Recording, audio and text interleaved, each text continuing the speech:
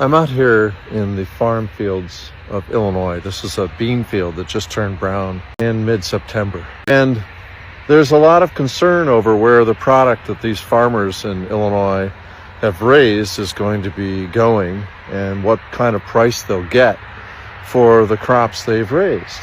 I grew up in this area. I went to Little Canaan High School. It's about 2 miles north of here. And I went to school with all the farm kids, and I even grew up in eastern Pennsylvania and went to school with Amish and Mennonite kids in Lancaster County. And growing up, I had an uncle who ran a farm in upstate New York. So I have some history with an empathy for farmers, because I watch how hard they work to get this crop in the ground, and its timing and the rains in spring, whether they come or not. One year it was too wet, the next year it's too dry. It's tough being a farmer. But what's even tougher is growing all this crops and having all the equipment and debt you need to be a farmer, and then be cast aside by things like tariffs. And that's what's so confusing to me. The people out here in farm country, a lot of them have Trump signs in their lawns. There's a huge one up the road here. When I'm cycling over the summer, I see them all over the place. Probably see 10 to 20 in a 40-mile ride. And that indicates to us that farmers are big into Republican values. And that's the other side of the coin here. You know, what is the ideology driving people to want to be Republican? Well, over the centuries, that we've had farming here in the United States, there's been a lot of deception by conservatives. The Dust Bowl came about because people were told to go on out, God will help you, and rain will follow the plow. And that was a lie. And what we wound up with is agricultural conditions that basically turned the entire Great Plains to dust. And there's sort of a similar thing going on in Illinois in many states, because soils are not in a great condition here either. And there's just sort of been this profit-oriented idea that it's your job to go and grind up the soil and get what you can out of it, get the best price for it, and we'll take care of the rest. It's that classic sort of ideology that people pride themselves on in America. But sustainability is a real problem. That's true in terms of economic markets, where a lot of crops from the United States are sold to other countries, for example, China. And now we've imposed tariffs on China, and guess who winds up paying the price? It's Illinois and Iowa and Wisconsin and Missouri and Nebraska and all these farmers that, work their lives trying to sustain their crop output every year. And Trump doesn't care about those people. But what he does do, and this is sort of his method, he has never had a good grasp of forecasting policy. He bankrupted casinos, for instance, right? And many of his businesses failed. And those that did sort of succeed were dependent on creative bookkeeping. The guy is not a good planner. He could never be a good farmer. He sucks at everything he does.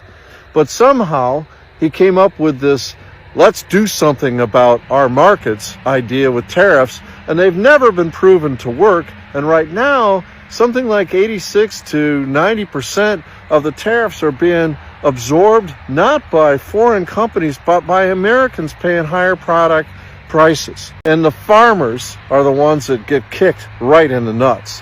And what does Trump do? He uses taxpayer money to pay them off for the fuck-ups that he did. And that's the sick aspect of it.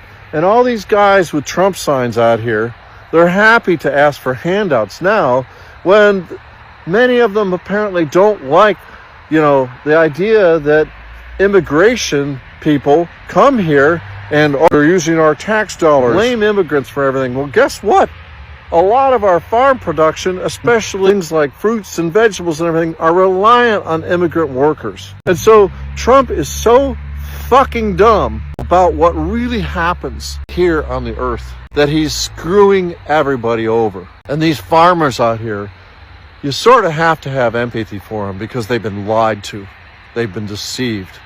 And we need small farmers as well as big farmers. But during Trump's first term, When he first messed up with farm markets, Sonny Perdue, his Secretary of Agriculture, said to American farmers, tough luck, go big or go away.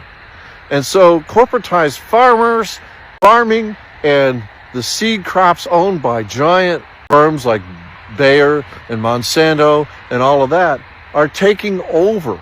And if we don't have any local control over how food's produced, we're at the mercy of all of that, the corporatization of America and the oligarchy.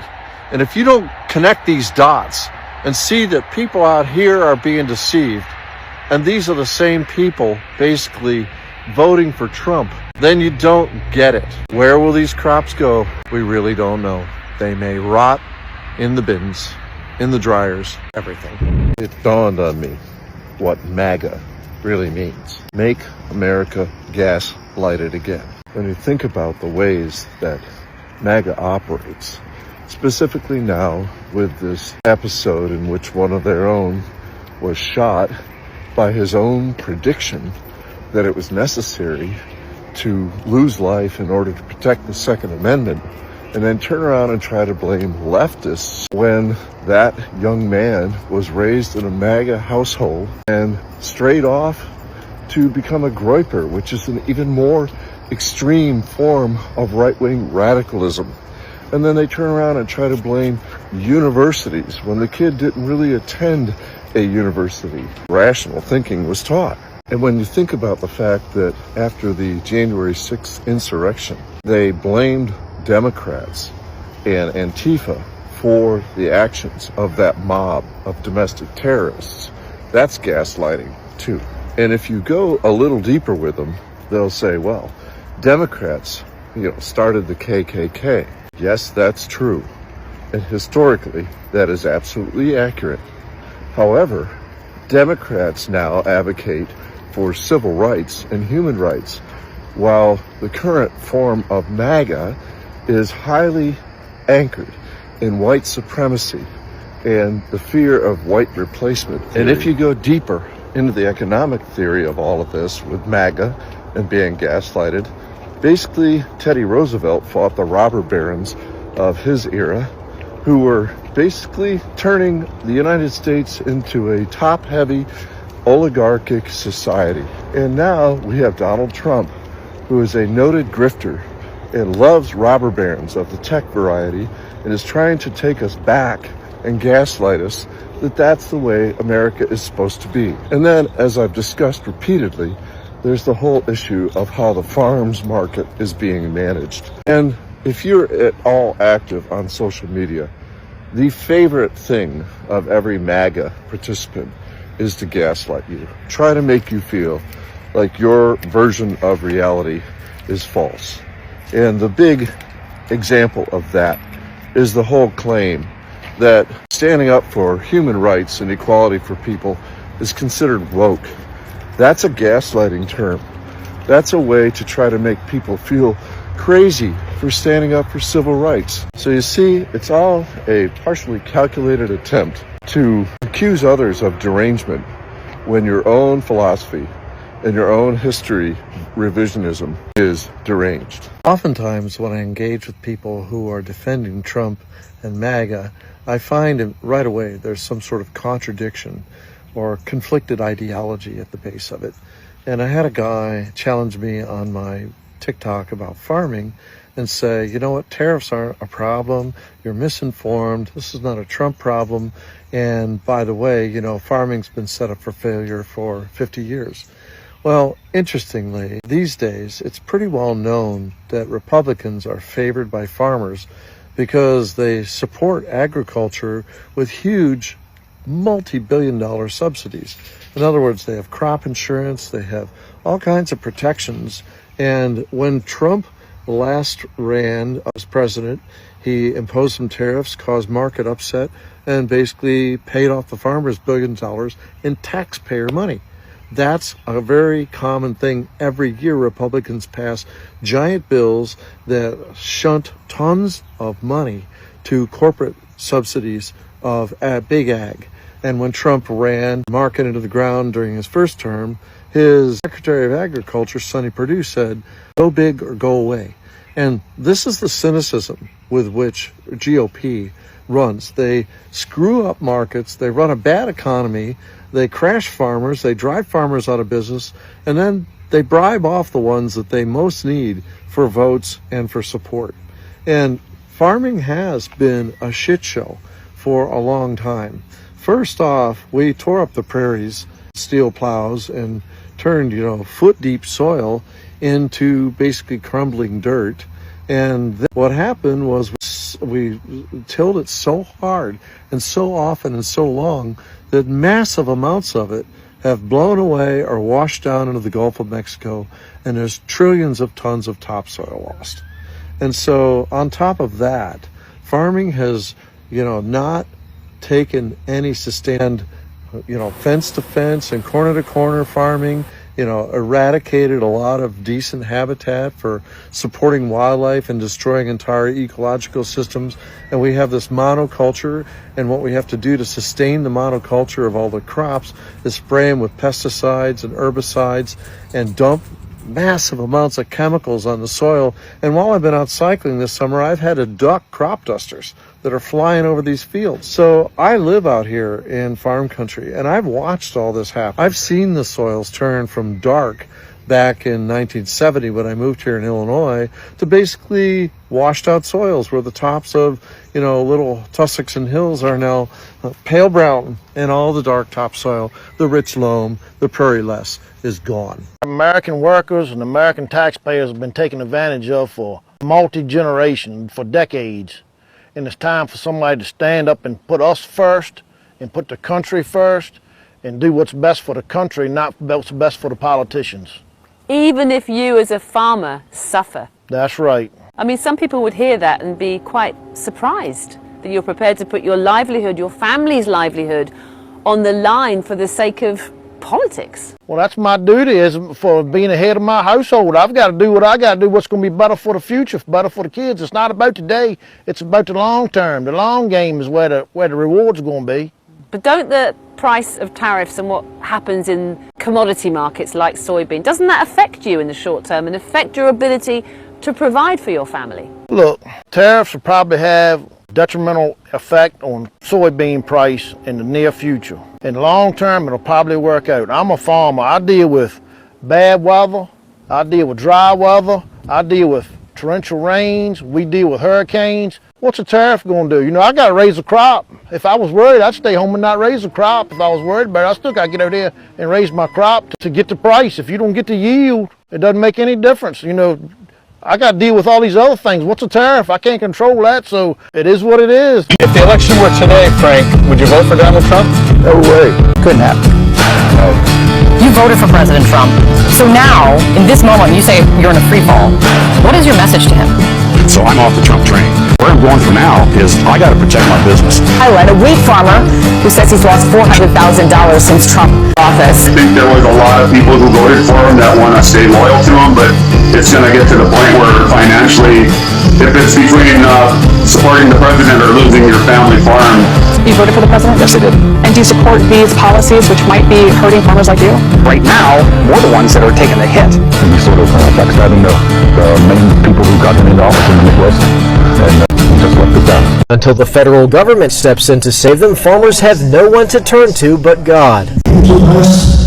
Now, I've never been as worried as I am now about whether or not my kids and grandkids will be able to carry on. That's how serious that this is. And what it costs for us to farm is astronomical now. I farm with paid-for equipment. All my tractors are 50 years old, and I can't hardly make this deal work. I think the tariffs are the ice cream on the cake of a perfect storm. After a horrible year last year where most farmers in Arkansas Delta lost money, this year's going to be worse. We made a decision to go out this year in the spring. So my son will not be the seventh generation on our farm. We're going to lose 25 or 30% of the farmers in this country if they don't do something. It has to be done, and it's not just here. It's everywhere. Let me tell you a little story about why they're trying to wipe out the farmers. Once upon a time, organic food was just food. Grass-fed beef was just beef. And raw milk, that's right, it's just milk. Crazy, right? But then things started to change. Farmers who just want to grow real healthy food for the people were forced to legally use government-issued pesticides and chemicals. This ruined the land and made the people sick. Then came the schemes. Farmers were offered money. They were literally paid to not grow food. Instead, they were told to grow wildflowers and scatter birdseed. Sounds nice on the surface, but what happens when less food gets grown? Prices rise and scarcity sets in. At the same time, fertiliser costs quadrupled. And here's the kicker. £500 million was taken away from our farmers and handed to farmers abroad. You have to ask yourself why. They blame the so-called climate crisis and say cows' farts are the problem. Really? Meanwhile, world's largest landowners are pushing for us to eat bugs and lab-grown foods. It's just all part of the agenda. To 1, control what goes into our food. 2, to wipe out the farming industry piece by piece. And 3, to make sure family farms are lost to inheritance tax forever. It's all part of the bigger plan. Because remember this, no farmers means no real food. When you control the food supply, you control the people. So here's what you can do. Support your local farmers whenever you can. Buy from farm shops. Choose grass-fed, hand-reared meats, unhomogenized milk, and real free-range eggs. Stop filling your body with supermarket food-like products. These are designed to keep you weak. Because every time you buy local, you're keeping real food alive. To all my farmer neighbors, my name is Susie, and I live in rural Missouri. You were warned over and over. We told you there was no drag queen story hour. There were no furries in our school using litter boxes. But you guys refused to call the superintendent of the schools like I did. I called Rolla Public Schools and asked Dr. Dare if there was any truth to that. He laughed and said maybe I was watching too much TV. We told you that China signed 20-year contracts with Brazil for soybeans. You laughed in our face. I'm not going to say I told you so, but I do not want to bail you out for the next 20 years, and I will fight against it. China signed 20-year contracts with Brazil for soybeans because of Donald J. Trump. They don't want our soybeans. They don't want our beef. They don't want our wheat.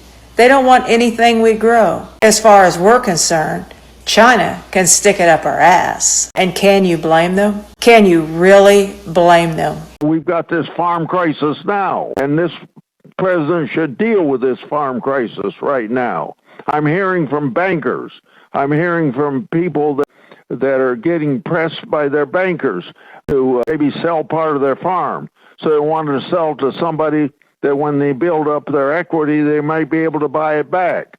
We haven't had this kind of stress in agriculture since the 1980s, putting 50% tariffs on things that have steel in them when you can't buy those things in the United States and you need them for your tractor to be finally manufactured. There shouldn't be tariffs on things that you can't get in the United States.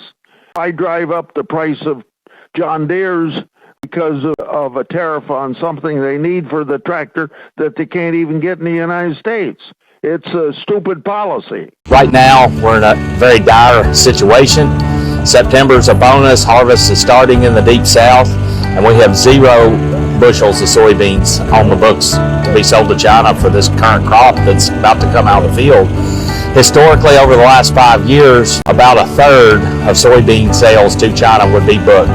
China amounts to 25% of our total U.S. soybean crop.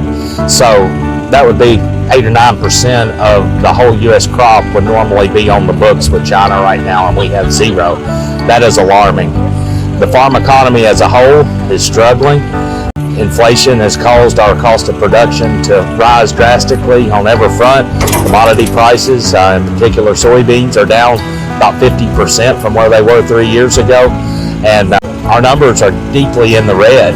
And we send this letter to President Trump because we've been talking for months about needing to have sales in place, a deal in place, a phase 2 type agreement that has purchase commitments along with a level playing field on trade with no tariffs. And we haven't had anything happen, unfortunately.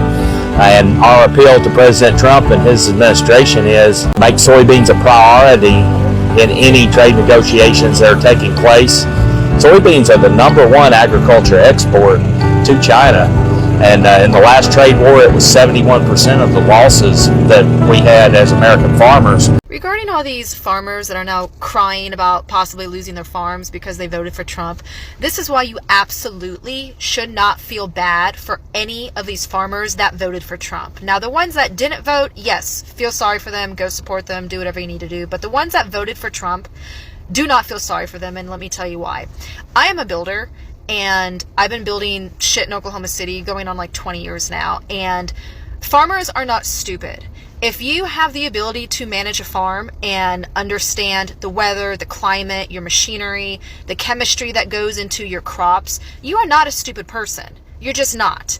And especially when you come from generational farming, you have the ability to look ahead and predict what you need to survive. And so when you have two candidates where you have Kamala Harris on one side giving you a whole fucking list of shit that she's going to do for you and make your life better, and then you have Trump on the other side who can't even come out with a normal sounding sentence, and you still vote for that guy, and you are a farmer, you are either racist or sexist or both. And they're only crying now because now they are being treated exactly how they voted for other people to be treated. Got that? They are being treated how they voted for other minorities, people of color, everybody else, poor people, sick people.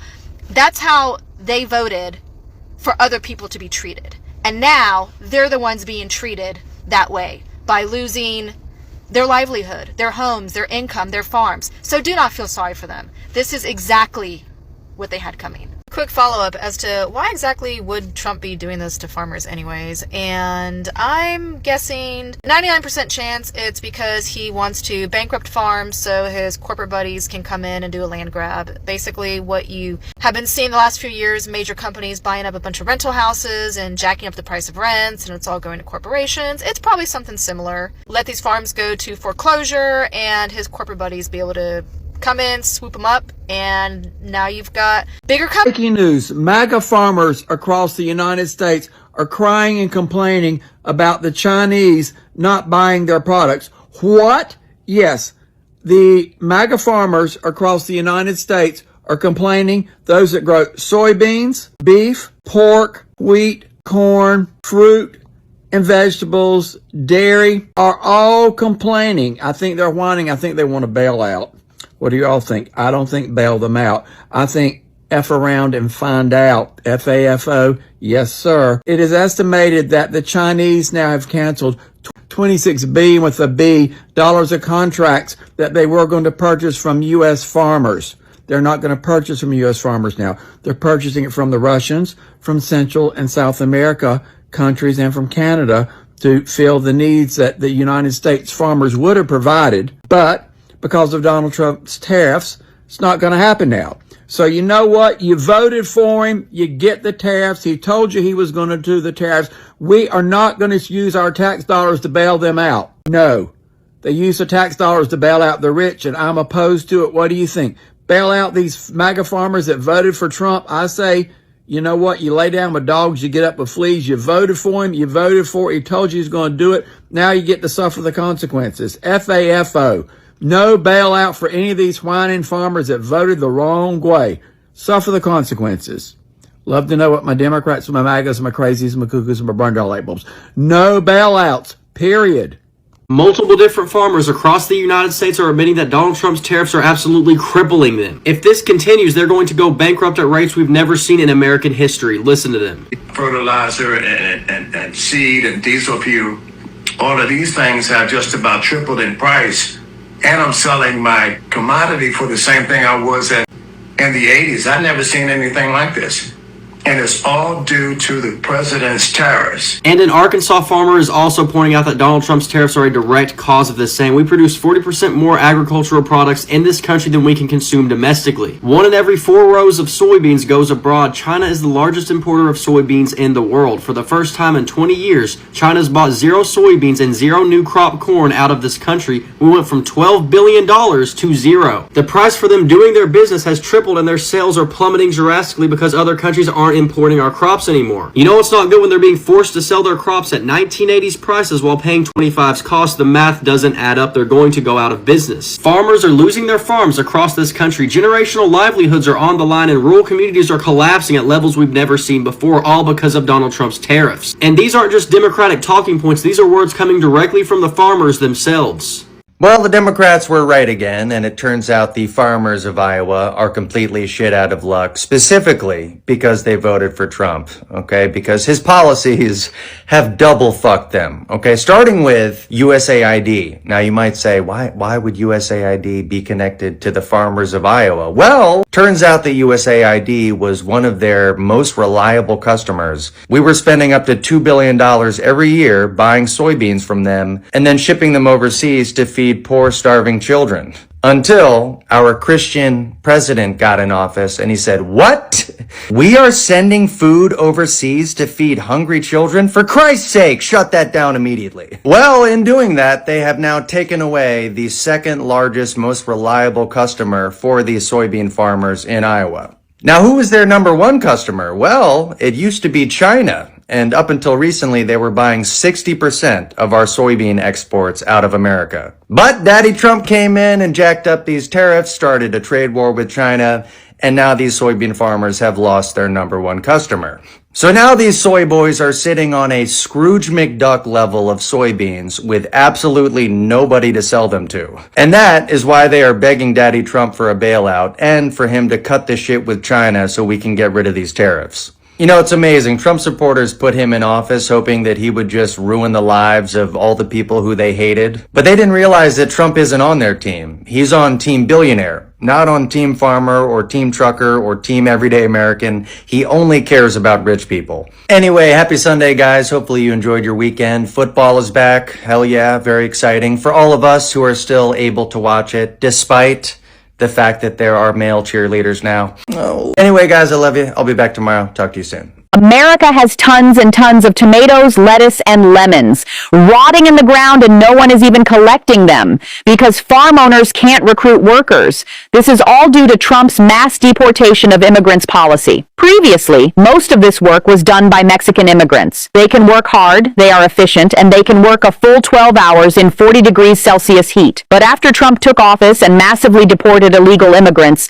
the U.S. population has declined so much that now farmers can't even recruit people if they offer $25 an hour. This isn't just any farming crisis. This is America's bottom line economy is collapsing. Farms across America have already lost more than $1 billion this year because of a severe worker shortage. Farmers in 32 states have watched their hard-earned fruits and vegetables rot in the ground, and there's nothing they can do about it. The price of fresh vegetables in supermarkets has skyrocketed, with tomatoes tripling in price and a lettuce costing $9. A box of strawberries is a surprising $15. This is the price of Trump's. What's up, good and amazing people? So guys, in today's video, we are talking about farmers' crisis under the POTUS, you know, Donald Trump. So my good people, I mean, the farmers have been crying left, right, center, and the cries are not ending at all. They're just continuing. Every day you go to social media, you just meet a farmer from America crying. Okay, when I say crying, it's not like they are actually like, crying and having tears.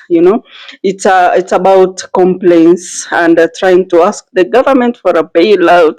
They're trying to ask the citizens of America for sympathy. So, I mean, at this point, I will say it's tough being a farmer in America, especially if you had the high tariffs that has been imposed in the markets of America. It's really tough, honestly, and I really feel I have as I mean I'm just sympathetic and empathetic for these people, the farmers of America. And remember, it's them who voted for Trump, nobody else. So I'm also left confused again, even after feeling sympathy for them. So apart from even the high tariffs, bad markets, I mean, other countries not wanting their products because of the economy war that the president started. There is also soil erosion that is really ruining the soil, the agriculture of America. For us here, we have these fertilizers. Yeah, these supplies called fertilizers. When we plant, I mean, there's a way that we just make our soil better, yeah, and also we curb soil erosion by planting more trees. So I don't know what the farmers of America really want when they come out and complain about soil erosion, because I thought soil erosion mostly is from an individual point of view and not the government point of view, because it's our responsibility to take care of the nature. So many farmers in America depend on China market. For instance, before Donald Trump came out and was like, from today we are raising the tariff from this percentage to that percentage.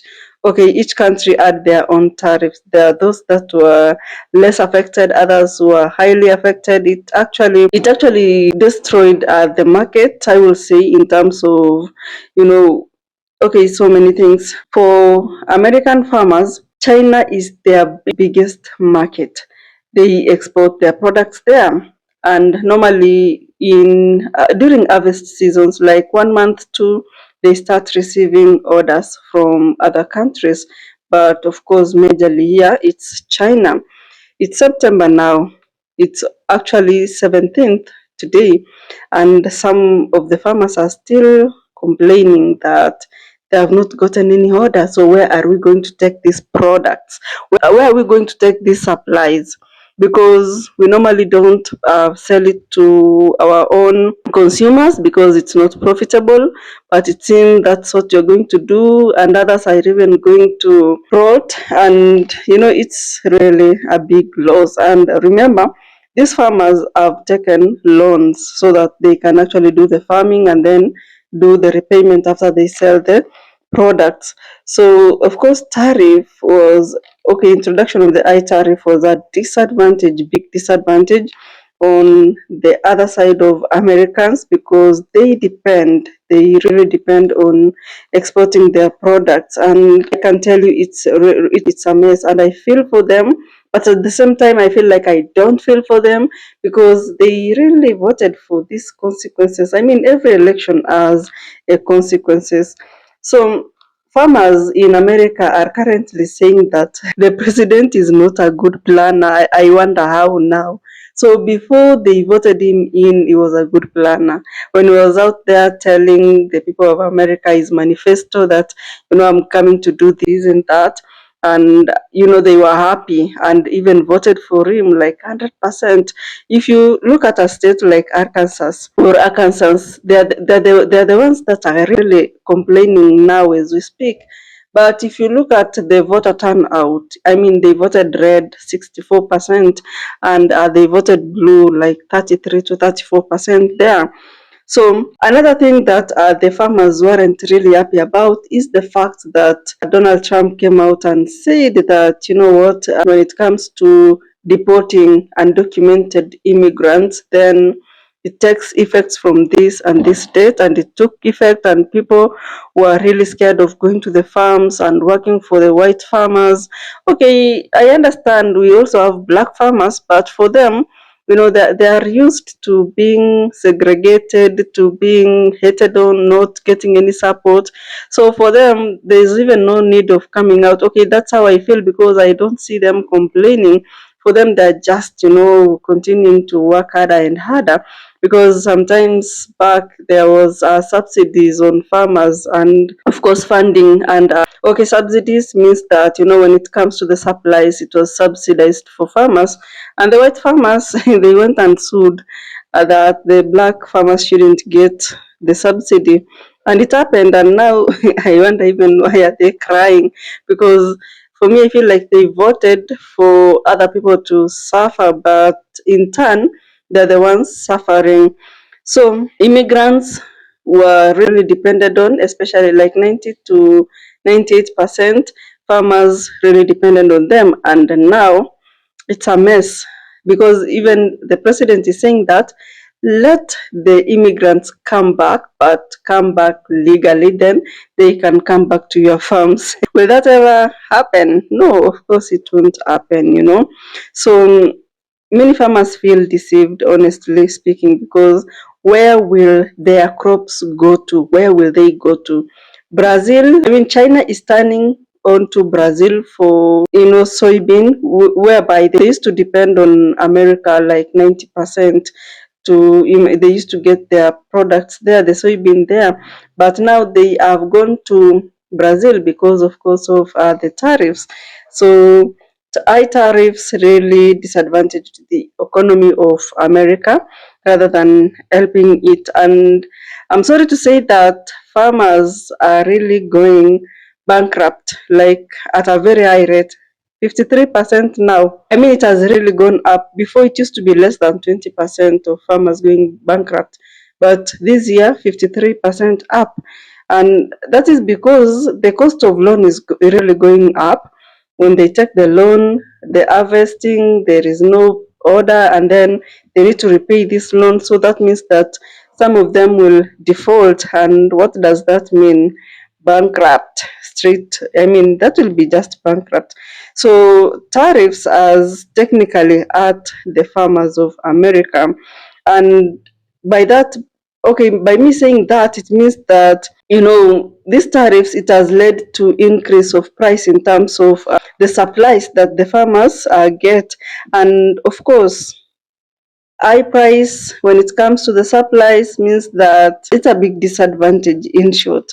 So what will happen when these farmers go bankrupt? It means that the billionaires now, the government billionaires, will come and take over and buy their lands, because when you are in dire need of money, you need to repay this loan. The banks are following you up. I mean, left, right, center, they need their loan. You don't have peace of mind. You will just end up selling the land at a throwaway price, which is not good, because as a leader, you should help your people grow and not go back. So for black farmers, they're like, you denied us subsidies. So let us continue working hard. I think that's the only way that they're consoling themselves, and not coming out here on social media, try complaining about, we cannot afford this and that. So some Americans believe that these government billionaires, they're actually competing with farmers. And farming is said to be considered to be a small business. So when big billionaires come and compete with small businesses, it's like they really want to take over and buy their properties, their lands, their farms. And farmers in America own a huge tract of land. It's not like it's a small one that you can just go and a kitchen garden only. They have big farms that actually supplies foods to probably for a country, probably here in Africa. So high tariff rules, we can say that it's the cancer of America's economy. On that, we can actually agree on it, because people have been crying left, right, center. They have really been crying of this high tariffs. They go to the groceries, they try to buy this, and it has gone up. They want to buy probably a tomato, it has gone up. Everything has gone up. People are not even sending back money to their homelands, especially those that the visa holders. They are no longer sending money all the time. Probably they just do once in a month. Before they used to send money like all the time, and we could see the data and analysis when it's put out there by the media sources. So, I mean, for the farmers of America, if you really cared about your farms, about your business, you should have also cared about who you voted for, you know? Care about who you vote for, because I mean any election has consequences, and these are the consequences. So as much as these farmers are asking for empathy, honestly speaking, some Americans came out and they were like, we need to vote blue Kamala Harris, because with her everything there's no danger. We don't see any danger. The only thing that you people are happy about is that the immigrants are going to be chased away, or those who don't have legal documents, they're going to be chased away. And you are happy about that. You are happy that, you know, they're coming to suffer. Look at you now. So as much as you're asking for empathy, you know, for us, okay, the blues are like, you know, we were empathetic and we voted the right candidate, but you actually voted for what you are going through at the moment. So don't really blame us. So to hell. So anyway, I don't know what you think about that. Probably you can also comment down in the comment section, you know. So for farmers, I can say that they shouldn't regret, they should not be upset, because those are the consequences of their actions. They did that, they went. Anyway, you know, I watched a clip somewhere, and the farmers were being asked, suppose there was an election now, will you vote for Donald Trump again? And they're like, hell no, I wouldn't. If actually they just tell us to vote like now, I wouldn't vote, because, you know, their lives have really gone down. Like, you can't even believe it's them being bailed out. I don't know if that will ever happen, you know, because some Americans believe that even if they are bailed out and next time there is an election, they'll still vote the same. So what's the point of bailing them out, you know? So it's September, of course. You know, farm products are ready, they need to be harvested, but no market. My God, that's pathetic, you know, especially no market from international markets. I mean, China was their biggest market, but now Trump introduced war, economic war, of course, by introducing high tariffs in China, you know, and that has really hurt the economy and the farmers of America.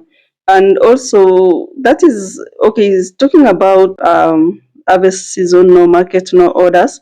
That we can actually see the case of, you know, the soybean farmers, and they're really going through a lot. The beans are ready.